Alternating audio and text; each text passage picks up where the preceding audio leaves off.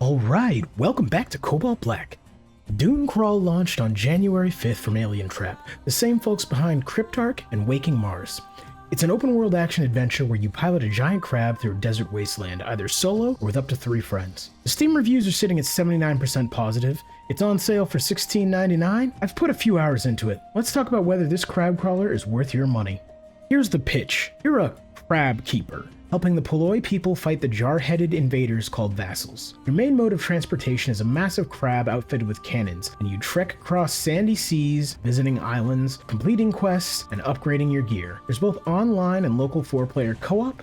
The game supports split screen, which is rare these days, and a huge plus if you want couch co-op. The vibe is colorful, stylized, and doesn't take itself too seriously. You're literally riding a giant crab with a top hat firing cannons at bug monsters. If that premise doesn't at least make you smile, this might not be your game. Core loot breaks into 3 main activities. Crab combat. The crab has multiple cannons, and in co-op, each player mans a different station, loading cannons, steering, repairing legs as they take damage. Solo play gives you a ghost companion that helps, but co-op is where the game really shines. You're constantly calling out targets, coordinating cannon shots, and managing resources. It feels like a pirate ship simulator, but with arthropods. Combat can get chaotic. You're fighting with other crab crawlers, island fortresses, and massive bosses. The cannons have physics-based projectiles, so you need to lead your shots. There's friendly fire, so don't obliterate your teammates. You'll dock at islands and explore dungeons, fight enemies, and complete quests. Combat here is melee focused. You've got swords, clubs, axes, and it's serviceable, but not groundbreaking. It's simple, responsive, and gets the job done. You're not here for Dark Souls combat. You're here to explore weird desert biomes and collect loot.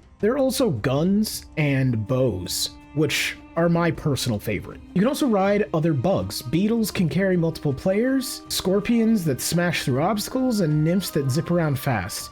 It's a neat system that encourages teamwork. And then progression and customization. You unlock masks, tunics, and talismans that grant abilities. Think increased damage, health regen, explosive dodges. Your crab can be upgraded with armor, new weapons like acid harpoons and guided torpedoes, and cosmetic changes. The progression feels meaningful. Each upgrade noticeably changes how you play. What works? This game is built for co-op. Solo is fine, but playing with friends transforms it. Coordinating crab combat, dividing dungeon roles, and tackling bosses together creates memorable moments. If you have a regular gaming group, this is a strong pick. Open world isn't massive, but it's dense. Islands have secrets, dungeons have branching paths, and there's genuine curiosity about what's over the next dune. The game respects your time, quests don't overstay their welcome, and you're always making visible progress. The visual style. The art direction is charming. Bright colors, weird creature designs, and a sense of whimsy is consistent throughout. And lastly, accessibility. Split screen co-op, online co-op, solo friendly, controller support. Alientrap made this to play however you want,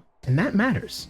What doesn't work? Melee combat depth. The on-foot combat is functional but shallow. You've got basic combos, dodge rolls, and environmental items like bomb flowers, but it doesn't evolve much. If you're expecting Hades-level melee systems, temper your expectations. The solo play leaves a little bit to be desired. With only one NPC companion, the crab crawler combat feels clunky and inefficient. I often find myself getting down and shooting the legs off other crawlers with my scattergun instead of using the cannons. Although you can hire mercenaries for a small fee. They will man the cannons on the crawler and make things much more efficient. But they can die, and you can only hire one in each city, making them somewhat annoying to gather. First hour can feel slow. Your crab is underpowered, combat is clunky until you get upgrades, and the tutorial drags a bit. Stick with it. Once you unlock new abilities and weapons, the game really opens up. Quest variety. Most quests boil down to go here, kill this, collect that. There's some creative dungeon designs, but don't expect narrative-heavy side quests with branching choices. It's straightforward. You'll fight a lot of the same enemy types repeatedly. Vassals, bugs, and crab crawlers dominate, while bosses mix things up. The moment-to-moment combat can feel samey for several hours. I will also mention, I have heard that there are some issues with stability and online multiplayer, although I've yet to try that myself. So, should you buy DuneCrawl?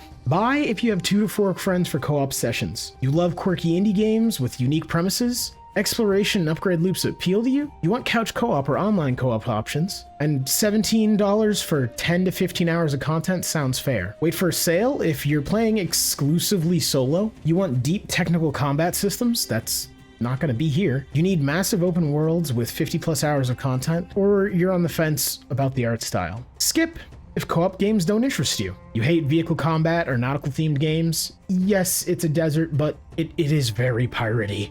Or you need cutting edge graphics and polish. For me, at $16.99 on sale, this is a buy. It's not perfect, but delivers on its promise. A weird, fun co-op adventure with giant crabs. If you got friends to play with, you'll get your money's worth. If you want to see full gameplay experience, check out my stream from the other day, where I go through the first couple of hours. There's a link in the description. That's DuneCrawl. If you found this helpful, drop a like and let me know what you think in the comments, especially if you've played it co-op. I cover indie games daily, so subscribe if you want more hidden gems like this. Thanks for watching, and guys, I'll be back tomorrow with another video.